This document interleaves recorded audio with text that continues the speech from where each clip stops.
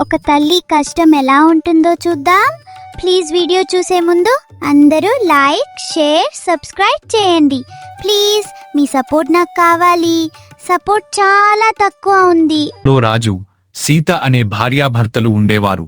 వారికి రవి, లత అని ఇద్దరు ముద్దుల పిల్లలు. పిల్లలు, ఈరోజు ఆదివారం కదా, ఏం స్పెషల్ చేసుకుందాం? మీకేం తినాలనిపిస్తోంది? నాన్న, బిర్యానీ తినాలి అనిపిస్తుంది. బిర్యానీ కావాలి.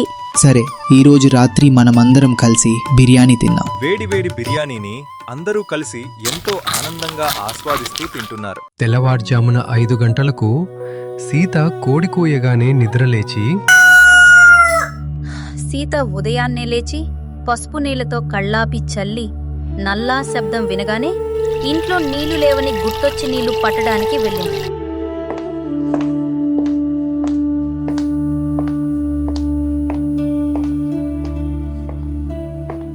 ఆ తర్వాత సీత భర్త బట్టలు, పిల్లల బట్టలు, తన బట్టలు, ఇలా ఇంట్లో ఉన్న బట్టలన్నిటిని ఉతికి ఆరబెట్టింది. ఆ తర్వాత సీత మళ్ళీ వెంటనే వెళ్ళి వంట చేయడం ప్రారంభించింది.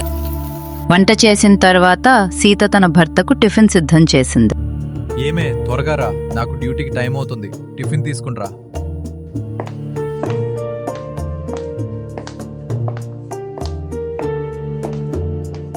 ఇదిగో తీసుకోండి. సరే సీత, నేను వెళ్తాను. అవును, పిల్లలు ఇంకా లేవలేరా? స్కూల్కి టైం అవుతుంది కదా. అవును, నేను మర్చిపోయా. టైం అవుతుంది, ఇంకా వాళ్ళు లేవనే లేరు. వాళ్ళని పోయి ఫస్ట్ లేపాలి, తయారు చేయాలి. మీరు వెళ్ళండి. పిల్లలు, లేవండి లేవండి, స్కూల్కి టైం అవుతుంది, త్వరగా లేవండి. అమ్మా, నాకు నిద్ర వస్తుంది. ఇంకా కొద్దిసేపు నిద్రపోతాను, ప్లీజ్. అరే, ఎంతసేపు అనుకుంటారు? టైం అవుతుంది, స్కూల్కి లేట్ అవుతుంది. చూడండి ఎంత టైం అవుతుందో. లేవండి, త్వరగా లేవండి, స్కూల్కి టైం అవుతుంది.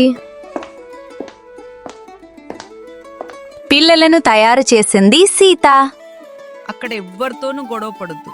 అందరితో మంచిగా ఉండండి, జాగ్రత్తగా ఉండండి, సరేనా?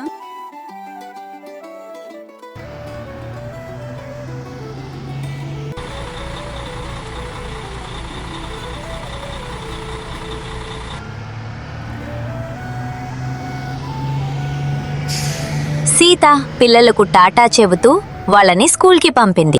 అలా సీత పిల్లలను తోలిచ్చి ఇంటికి వెళ్తుంది. ఒకరోజు సీత వాళ్ళింటికి చుట్టాలు వచ్చారు. అరే, ఎండలో వచ్చారు కదా, చాలా అలసిపోయి ఉంటారు. ఏమైనా తింటారా? అన్నం తింటారా లేక టిఫిన్ చేస్తారా? ఏమైనా తింటారా? అయ్యో, ఏమీ వద్దు బాబు. కానీ సీత ఎక్కడుందో? సీత కిచెన్లో ఉందనుకుంటా. నేను పిలిచి తీసుకొస్తాను, ఉండండి. సీత, బయట మన బంధుమిత్రులు వచ్చారు. వాళ్లకు టీ, కాఫీ లేదా టిఫిన్ ఏమైనా ఏర్పాటు చేయాలి. త్వరగా రా. లేదు, నేను రాలేను. నాకు చాలా జ్వరం వచ్చింది, లేవలేకపోతున్నాను. అసలు నువ్వేం చేస్తున్నావు? నీకు జ్వరం వచ్చిందా? పిల్లలను చూసుకుంటావు, బట్టలు ఉతుకుతావు, ఇల్లంతా శుభ్రం చేస్తావు, వంట కూడా చేస్తావు. ఈ పనే కదా నువ్వు చేసేది. బయట చుట్టాలొచ్చారు, త్వరగా రా. ఆ మాటలు విన్న సీత కళ్ళలో నీళ్లు తిరిగాయి. కళ్ళ తడి తుడుచుకుని, బాధను మనసులోనే దాచుకుని నెమ్మదిగా లేచి అందరికీ వంట చేయడానికి వంటగది వైపు నడిచింది. సీత ఎంతో కష్టపడి బిర్యానీ, ఇంకా గులాబ్ జామున్, అనేక రకమైన వంటకాలు తయారు చేసింది. వంట చాలా బాగా చేసావు సీత. మీకు నచ్చినందుకు చాలా సంతోషంగా ఉంది. సరే, మరి బయలుదేరాలి, మాకు బస్కు టైం అయింది.